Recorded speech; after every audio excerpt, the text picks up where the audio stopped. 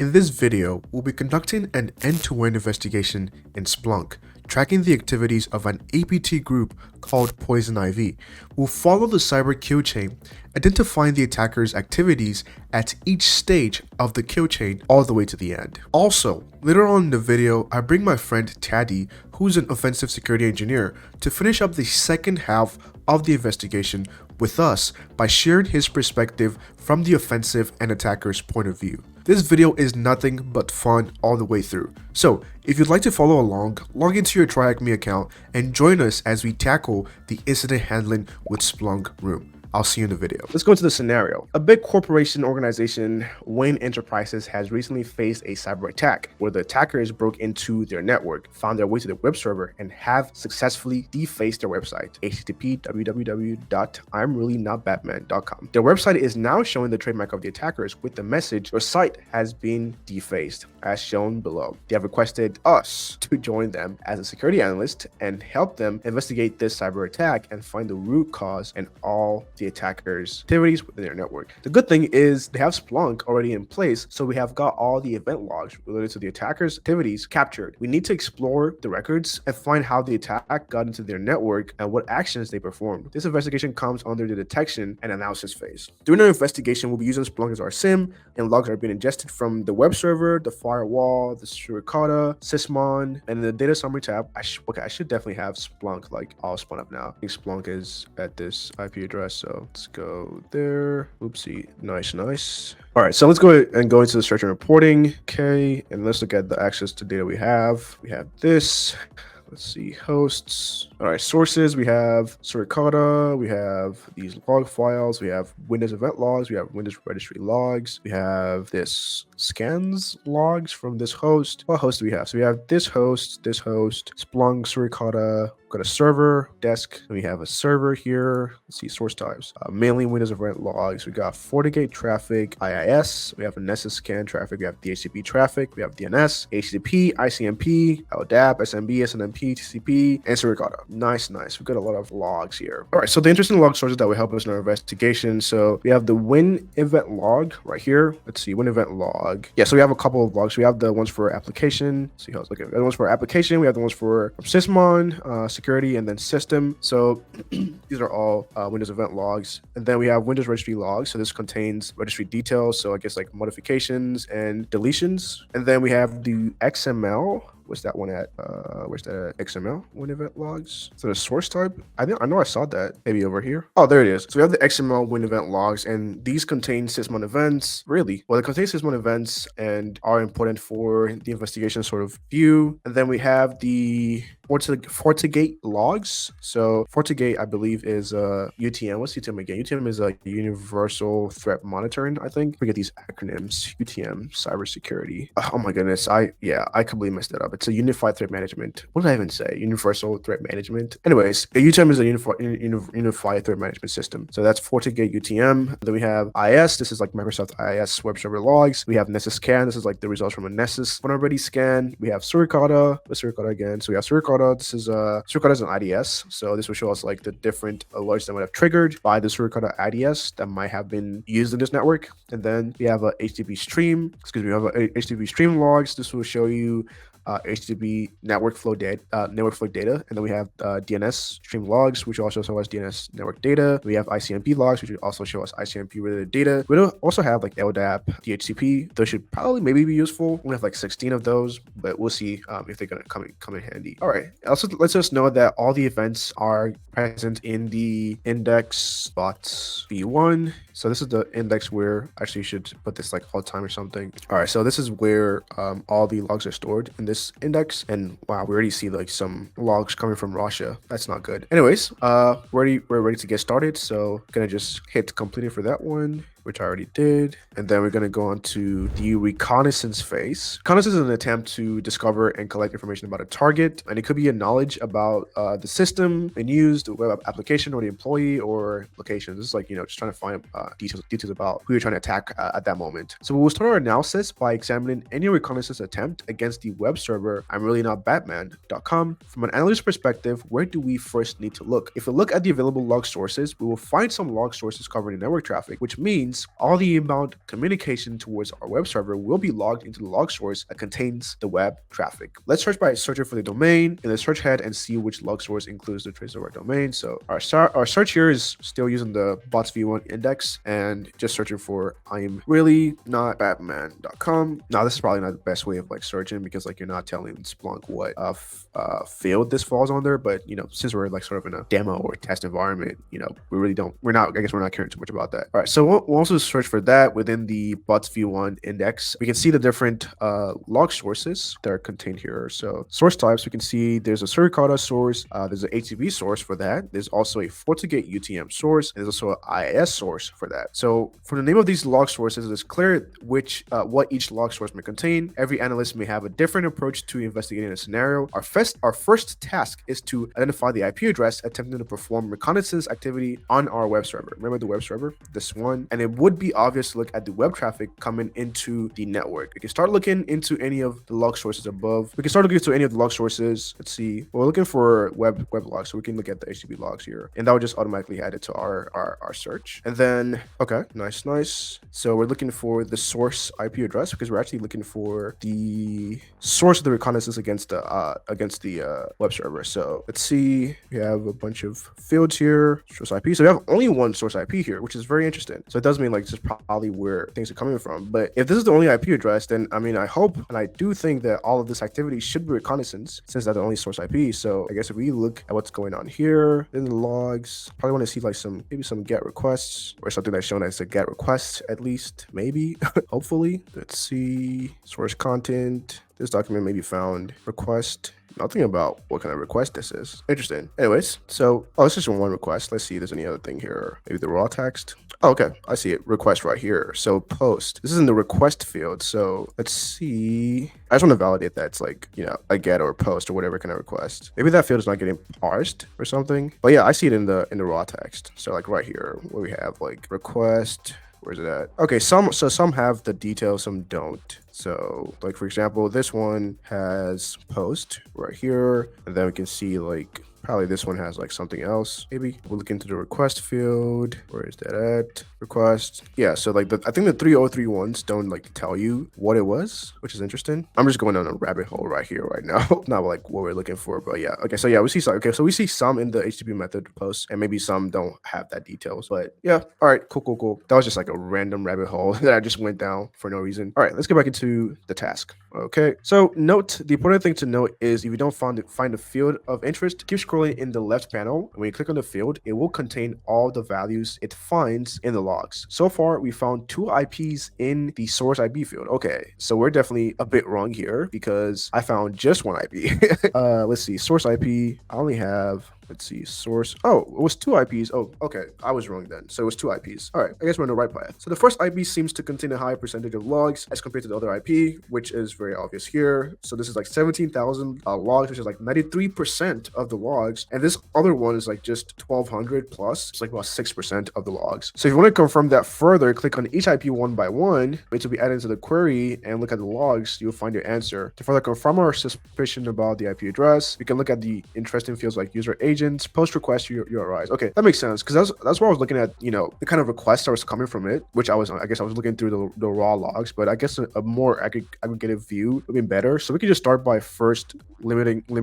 it to, I guess, the most, you know, common one, like which is the one that has like 93% of the logs, and it'll just filter it down for us. And when it comes to like web requests, like some things you want to, I guess, look out for is like status codes, you know, request types, sometimes request details, like what is in those requests as well. Let's see. So we have user agent as well. So let's see, like comment. This is kind of like the, I guess, like, yeah, so like maybe the response, whatever, you know, like the, you know, whatever it was. So like a 200 would be a okay, a 500 is like, you know, this 500 is like invalid control or whatever. Oh, this 404 is a component not found, bad request. This, for us, this doesn't really give us much details, but it just shows us like, you know, more details about, you know, what happened with the request. And this is specifically for like web-based stuff. Content type. So we can see here we have different things like HTML, images. This is probably more useful if you have like actual like network network-based logs. Like if you're doing stuff in like Wireshark, for example, you can actually download some of these contents down and analyze them. But we're in Splunk, and I don't think Splunk allows us to do that, because Wireshark allows you to like reconstruct those packets and actually like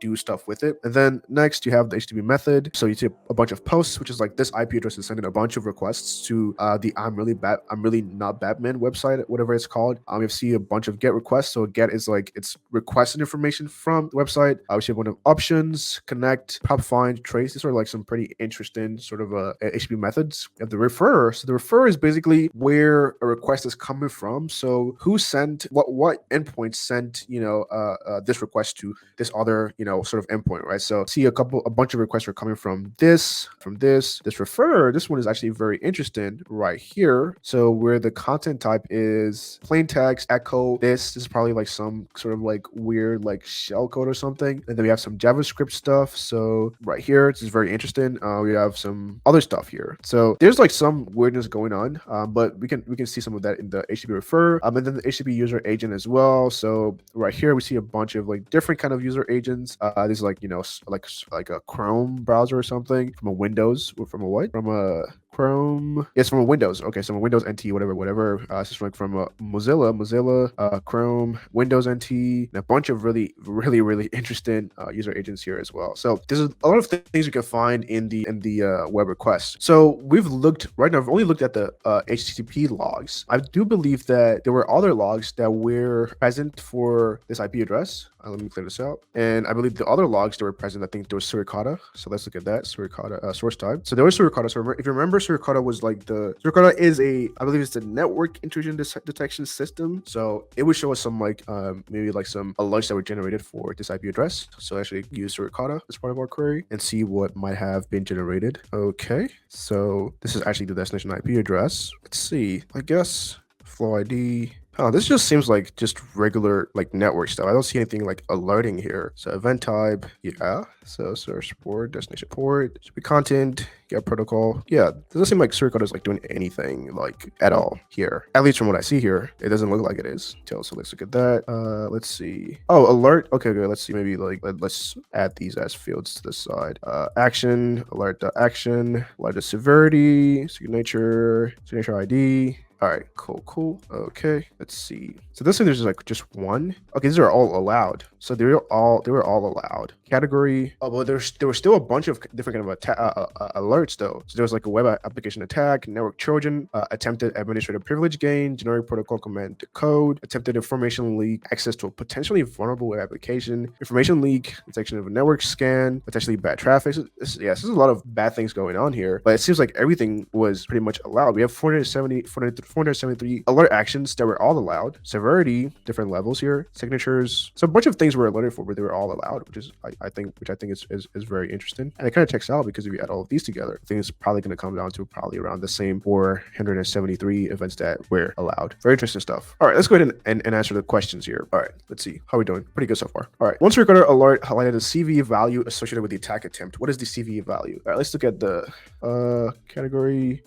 signature, maybe. Okay. So we have these right here. What is the CVE value? This is the CVE 2014-6271. This is an interesting CVE. Let's look at what it actually is. What kind of CVE is this? So let's see. So this looks like the GNU Bash. Is this the same one that I just looked up? 721? Okay. This is like GNU Bash through 4.3 process trailing strings after function definitions and the values of environment variables, which allows remote attackers to execute arbitrary code. This is like remote code execution sort of attack. Very interesting. And it's like that's what they were scanning for. All right, let's go ahead and just paste that here. What is the CMS our web server is using? I think we can find this probably in what details here? Host, maybe not in the Suricata logs, but I wonder the HTTP content type, HTTP URL. Okay, so I think based on what we have here, yeah. So if we look at a content type, we can see like this, everything here is like hosted in Joomla. By the way, if you're not familiar with the CMS, it's a content management system. Basically just allows you to like, host like your content for like your site or whatever the case may be. But we can see everything here is hosted on Joomla. So we're going to go ahead and go with Joomla for this one. All right, perfect. What is the web scanner the attacker used to perform the scanning attempt? The web scanner.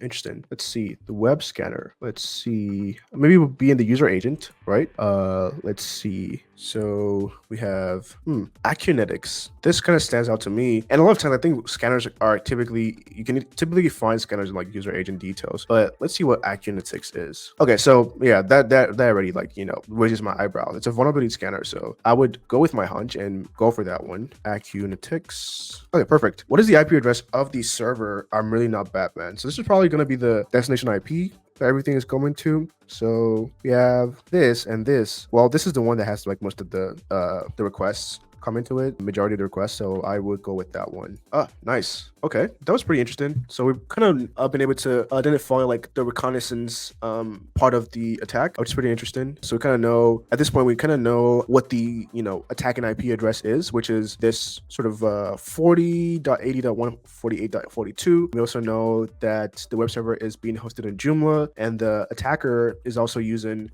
has used, or maybe part of their reconnaissance process, used the Acunetics scanner. And then we also know what IP address that I'm really not Batman.com is on. All right, so let's go on to the next phase, which is the exploitation phase. Now, the attacker needs to exploit the vulnerability to gain access to the system or the server. In this task, we'll look at the potential exploitation attempt from the attacker against our web server and see if the attacker got successful in exploiting or not. To begin our investigation, let's note the information we have so far. We found 2 IP addresses from the reconnaissance phase with sending request to our server, and one of the IP addresses was this. Okay, it was seen attempting to scan this server, which is where our server is, our I'm really Batman server is on. And then finally, the attacker was using the web scanner Acunetics for this kind of attempt. Let's use the following search query to see the number of counts by each source IP against the web server. Let's go ahead and type in that query. I actually do prefer to type in queries rather than copy and paste them, just to like get the experience of like typing them in. So we're gonna go ahead and do that here in a second. All right, so index is this, source type is the stream. Okay, let's take this out. Source type is stream. So those, like, you know, we have a bunch of stream logs here. So DHCP, DNS, HTTP, and a bunch of other ones. And then wildcard for that, and then pipe that into a stats count for source IP, and then have this column saved as requests by source IP, and then want to sort requests. Did I get that right? Let's see what I missed. Stats count source IP as requests by, messed up that query. Source IP, and then sort requests. Okay, there we go. So the goal here is to find the count of requests from this IP address and this IP address. All right, so this query essentially uses the stats function display the count of IP addresses in the field source IP, basically, and then I guess it stores the source IP field as so count as requests, which is what we have here. Because if we didn't do the count as requests, like it would just be like count and then sort by the amount of requests. Okay, next we can also create different visualizations to show the results. So if we click on visualization, okay, so we can just like a nice way by which we can see like the count. So we can see like this is like more than this. We can change this to a pie chart, maybe. Yeah, we can do that. We could also probably change this into I don't know if this is going to look. That doesn't give a flattering view of what happened here. I think a pie chart is probably going to be like, I guess, the most interesting one, or like a bar chart, something like this, a column chart. All right, let's see what we're going to do next. Now we'll narrow down this result to show requests sent to our web server, which is this IP address. So now we're just going to narrow down the results. Let's go ahead and do that. I'm actually just going to leave this page open, duplicate that tab, and just like continue my search here. Let's clear this out. And again, we're gonna make this bots v1. By the way, what we're trying to eventually get to is the exploitation phase to see like how the attacker actually exploited some vulnerability to gain access to the server. So that's where we're at right now. So source type is stream, HTTP stream, and then destination IP is equal to 192.168.250.70. So this is like trying to see all the web requests coming to our web server, which we identified earlier on. Okay, so we've got some results. And our focus again is source IP. All right, so the results in the source IP field show 3 IP addresses. There is one local IP, which is this one. Very interesting. And then we have 2 remote IP addresses, which are these 2. I believe these are the 2 ones that we saw earlier on, and they have the exact same count. It also says that another interesting field is the HTTP method field, which I believe we took a look at earlier on. But yeah, right here. And this gives us information about the HTTP methods observed during these different HTTP communications. So we see posts and gets. We see options, connect, prop, find, and trace. By the way, I actually don't know what these other different ones mean. So I'm actually gonna like look them up right now so we can understand what they mean. But I'm just actually curious. Options, HTTP method. So at a high level, the options HTTP method determines the communication options available for a specific resource. This means that we can send an HTTP request using options method to see what other types of request methods can be used. Get, post, put, delete. Okay, that's pretty interesting. Then we also have connect. Let's see what that means.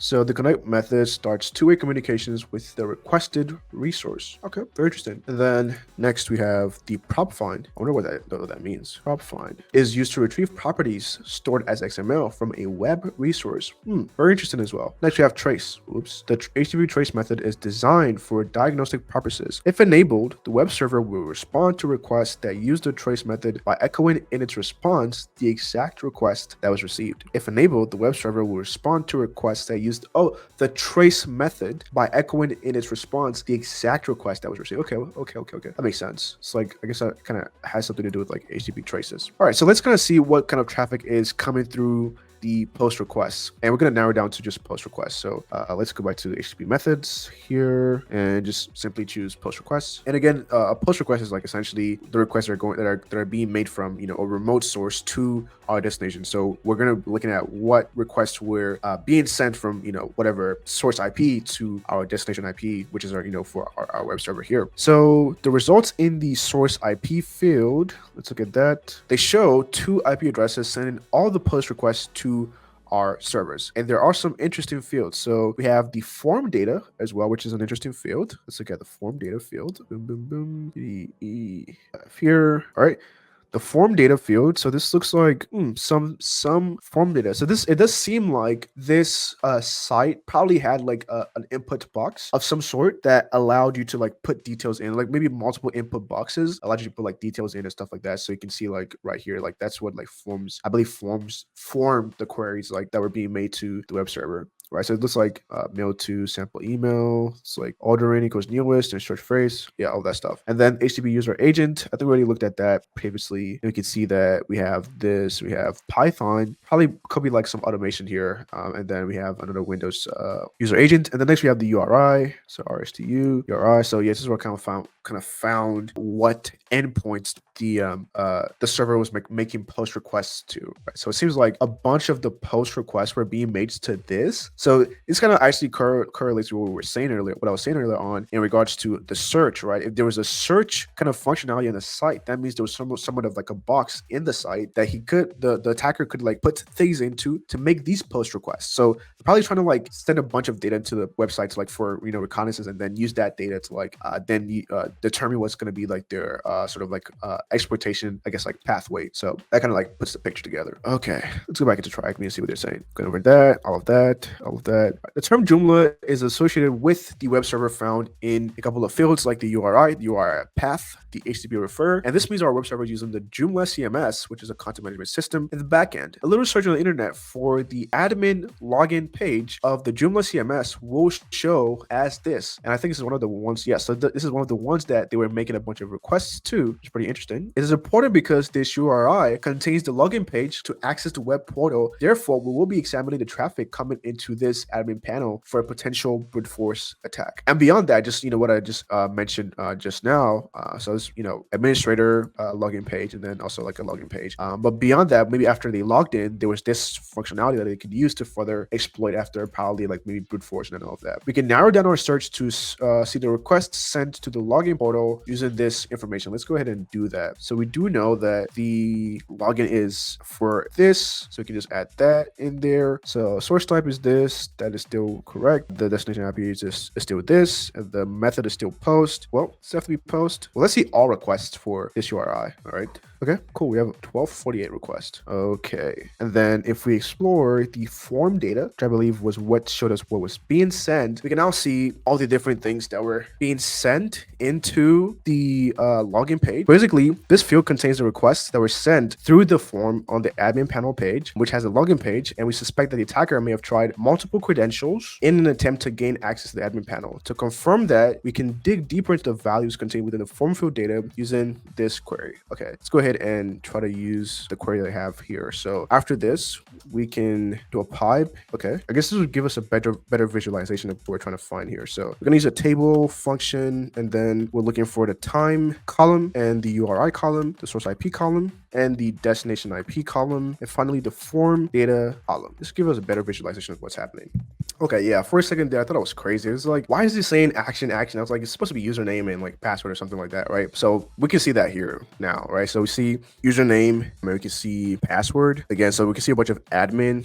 We can see a bunch of admin Scorpion. We can see admin 222. We can see admin Rebecca. We can see a bunch of really interesting combinations. So they're probably using like a word list or whatever the case is, right? But this gives us like a really nice table showing like the source is from different IP addresses. Actually, this is actually very interesting because we had originally thought that that 40 IP address was like the main perpetrator, but now we can see that some activities are actually coming from the 23 IP address. So as much as it looked innocent, it was actually part of the perpetrators here. So that's actually very interesting. So yeah, we can see like the different like attempts here, and we see like the different times. So we can see it started from like 21, 46, 44, 848. Let's actually like sort this. Like, okay, that's much better. So 21, 45, 09, 983. So you can see a lot of things happening like in just a bunch in just 21, 45, 10 alone in just this second alone, right? Because I believe this is like hour, minute, second. So it's probably like 8 or 9:45. Wait, 9:45. Yeah, 9:45 on the 10th second. In just like nanoseconds, you can see the attacker has tried like 1, 2, 3, 4, 5, 6, 7, 8. So 8 different authentication attempts in just, you know, these barely 1 second. It's insane. And they keep doing that over and over and over again. It's kind of insane. But let me just adjust this back. So yeah, so we see this keeps going on and on and on and on and on and on. But yeah, they're taking a lot of, you know, time to like really try to like brute force this particular you know, thing. And we also see like some activity from this 40 IP address, but we did see some activity from the 23 IP address here. Well, actually, let's like, you know, change this up. Okay, so we saw some activity from the 23.22.63 IP address, and it's trying to attempt to guess the password for the site. And we all of this is pointing to the fact that this is like an automated sort of brute force attack. All right, let's see what's going to happen next. All right, so looking into the logs, we can see that these fields are not parsed properly. Let's use Regex in the search to extract only these two fields and their values from the logs and display them. I think this is actually pointing back to what Lee said earlier on, where we could use like Regex to actually extract the data that we want to use. So let's do that. So we can display all the logs that contain username and password values in the form in the form data field by adding this to the query. Let's do that. So go ahead right here. So this is within the form data field. The query is going to be like username. Okay, so we're just going to say wildcard username. And then if there's like anything between that and password, and then that afterwards. So basically this is going to be like, look within form data for anything that has something before username, something after username, and then password after that something, and then something after password. That's kind of what it means. And we went over wildcards in the previous video.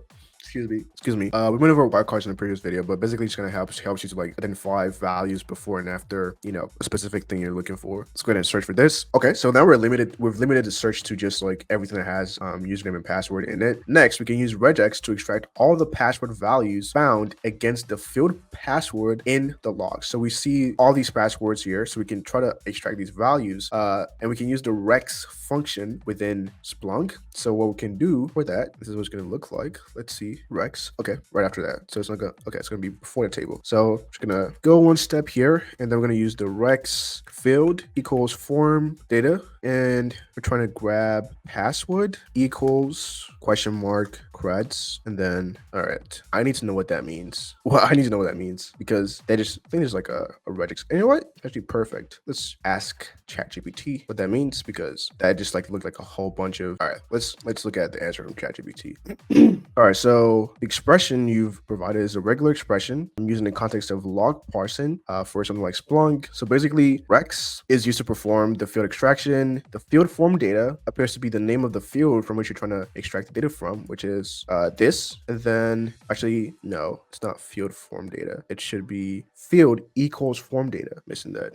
Yeah, Regex 101. I knew that there was like a website like that. Thanks for saying that, Regex 101. I knew there was a site for that, but I completely forgot like off the fly. But I appreciate you putting that, Lee. Thank you. But yeah, I saw that. I was like, I need to know what that means. Like, I'm not gonna just like let that like. Okay, let me look at what ChatGPT is saying first. All right, so this is the actual regular expression. So the password means this part of the regex looks for when there's like a password. Okay, so like that's so we're looking for basically like this, which we have here. This field right here, right? This password field right here, right? And then this is a named capture group. So the creds portion of it names the groups. Okay, so that names the group creds, which can later be used as a field in Splunk. The W plus, the \W plus matches one or more word characters, so like letters, digits, and underscores. And this means it captures a sequence of characters that follow the password value and stores them in the field name cred. We're telling using the regex, which is like the regex function in Splunk, and then we're telling Splunk that this field option here, the field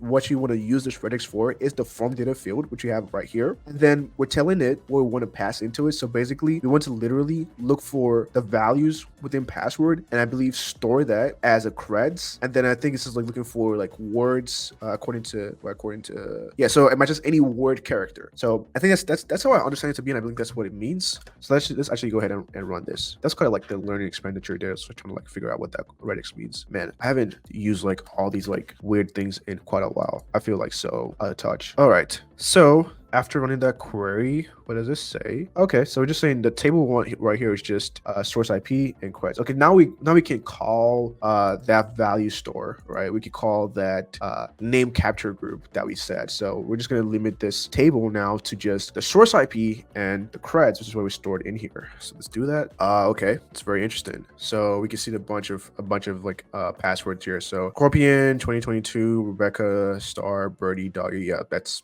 a bunch of passwords. Very interesting stuff here. All right, let's see what TryHackMe wants to do next. All right, so we have extracted the passwords being used against username admin on the admin panel of the web server. If we examine the fields in the logs, we'll find two values against the field HTTP user agent as shown below. All right, so I think we've already explored the user agents before.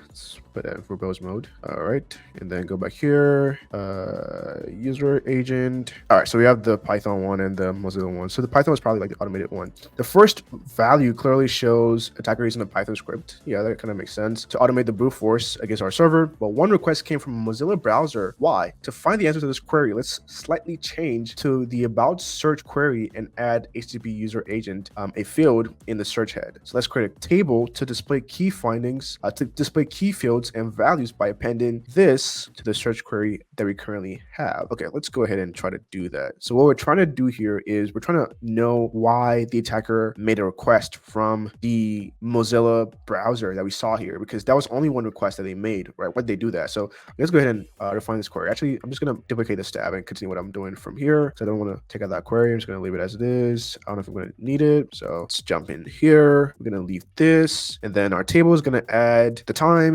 So time is going to add the URI, which is basically what endpoint the attacker was trying to touch. And then next, we're going to add the HTTP user agent, which is where the attack was coming from. So typo there, HTTP user agent. And then finally, the creds. Kind of a hunch of what might have happened here.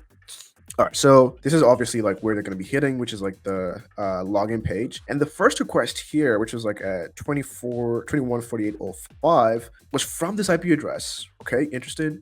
And the password they tried was Batman. All right, let's go ahead and answer the questions that TryHackMe wants us to answer as part of this challenge. What was the URI which got multiple brute force attempts? It does look like it was this URI, which is the login page for the Joomla administrator. It says, against which username was the brute force attempt made? Against which username? Oh, against which username? It was the admin username. We saw that earlier on. Let's go back here. Was it here? Let's go back to pattern, not pattern, statistics. Okay, let's modify this query. But it was mainly for the admin, but we could actually modify this query. Maybe let me actually like go ahead and duplicate this, modify this query, and see if we can just like pull out the username. I think the username was actually, yeah. So let's pull out username equals user, and then let's just like use the same value right here. Please work, please work, please work, please work. Haha, yes sir. So that's admin, all right? It was all admin because it is the administrator web page, but I just wanted to validate that and confirm that. Perfect. All right, so it's admin. What was the correct password for the admin access to the content management system running Amelina Batman? I love this. So I think what we're looking for here is when the login was actually successful. Probably the last login they did, I imagine, because when they probably like, you know,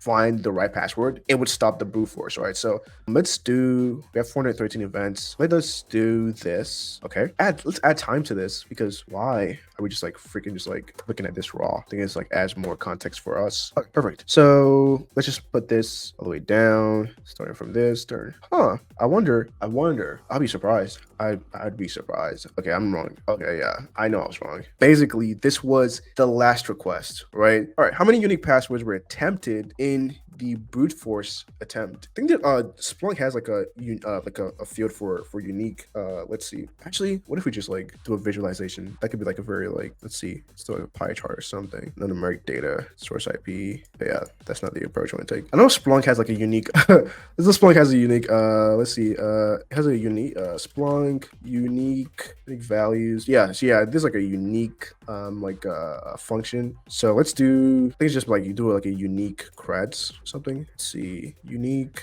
Just want to see how. Okay, like pipe that into unique. Yeah. Just want to see like the syntax for like the Splunk. Yeah. So I think it just like be like, hold on, just like let me just put what I'm looking up here. So I just search for Splunk unique. And whenever I do like searches for like fields and stuff like that, I just kind of like, you know, look at like their syntax, how they're used and stuff like that. So this person asked a question about unique. So yeah. So basically, yeah. So basically we just have to like call the unique function here. So unique creds does not permit arguments. Interesting. So I guess we don't have to use like table here, maybe. Let's see how to use the unique command. So keep only the unique results for all web traffic. Okay, so we want to look for the unique results for creds. I mean, for the previous query, which is this. So maybe 413 then. So it's not 413. Let's see. So let's just table creds and then just unique here. Sounds like we have like same value. Unique passwords were attempted in the brute force attempt. So we could use Dedup. We could use Dedup too. Oh, okay.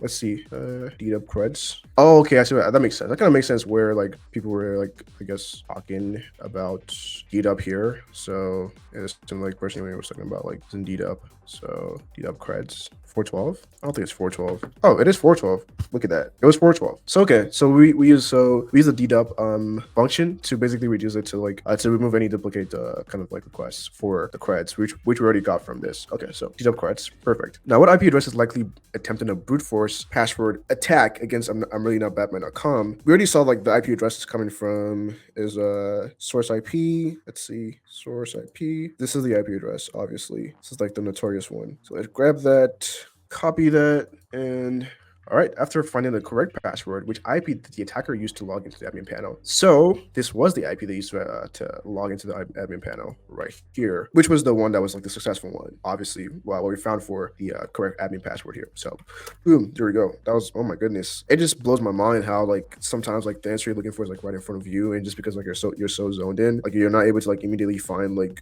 what is like the obvious. It's kind of crazy when that happens. All right, let's see. That's been a lot. It's been a roller coaster, oh my goodness. Installation phase. Once the attacker has successfully exploited the system, he will try to install a backdoor or an application for persistence or to gain more control of the system. This activity comes under the installation phase. So this phase will investigate any payload. This installation phase will investigate any payload or malicious program that was uploaded to the server from any attacker's IP and installed into the compromised server. To begin an investigation, we can first narrow down any HTTP traffic coming into our server. This server containing the term .exe. Now this query may not lead to findings, but it's a good start from one extension and move ahead. So let's go ahead and jump back here. I'm ready to let go of this query. Anyways, it will probably be my search in my saved query, so I don't mind whatever happens to it. All right, so we're looking for. Let's go ahead and go to the installation phase. And okay. All right, so looking for an exe, so an executable being run or something like that. So let's go ahead and clear this out. So we're looking for any file that has a executable format. I believe that's it. Yeah, there we go. So with the search query in place, we're looking for the fields that could have some values of our interest. Okay.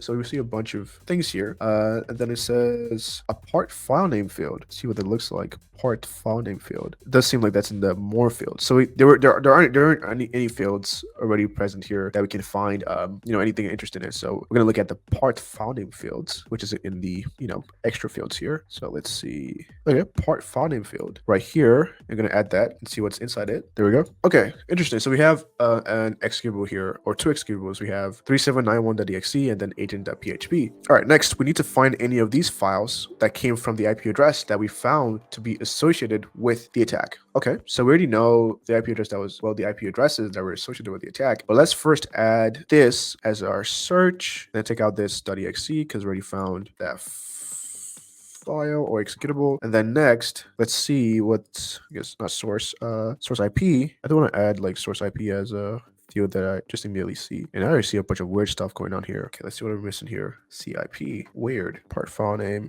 3791.exe. Okay, so this is now CIP, not source IP. Interesting. Let's make this just like the value so we can see it up there. Okay, so this is coming from this 40.80.148 IP, which is that IP address that we saw that was used for the actual login with the successful login to the web server. Now, the next question that we want to ask here is, was this file executed on the server after it was uploaded? So if we want to actually know what happened with this file, we have to look into like the host-based logs, the host-centric logs. So for the last hour or so, we've been looking over the network-centric logs. So we're looking at the HTTP requests and all those things. Now we know what the intrusion vector was. We have to look at what happened after the intrusion over the network within the host. So we're now pivoting into host-based logs. In this case, it does seem like it's going to be mainly Windows event logs. So let's go into that. All right. So we're going to bring this query down to like bare bones, see the sources that are available for it, and we're basically looking for this same executable. All right, so following the host-centric log sources, we found that the source, or I guess the source types, both either, but yeah, we have access to details about this executable from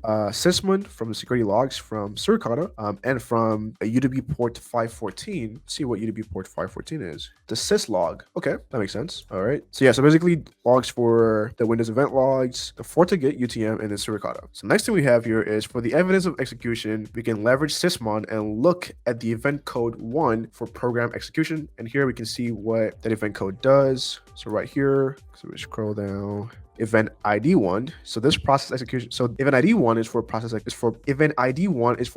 creation, and this event provides extended information about a newly created process. The full command line provides context on the process execution. The process GUID field is a unique value for this process across a domain to make event correlation easier. The hash is a full hash of the file with the algorithms in the hash type field. Basically, we're looking for whenever this particular process here might have been executed. So let's update our search. And since we're using sysmon for this, we're going to use the source type that is going to be XML with event log, which is pretty synonymous to syslog. And then we're going to look for event code 1. By the way, if we didn't know what the field was for event code, we could just probably like look here and we see that it's event code. So event code is 1. Let's look for that. So we're basically looking for any process execution event using sysmon, but particularly for this executable here, which we saw earlier on. And let me make sure like that query is right. So if we look into the command line, which I believe was what they said here, it shows the full command line. So right here, we'll see that there's this particular, the cmd.exe, which is the command line.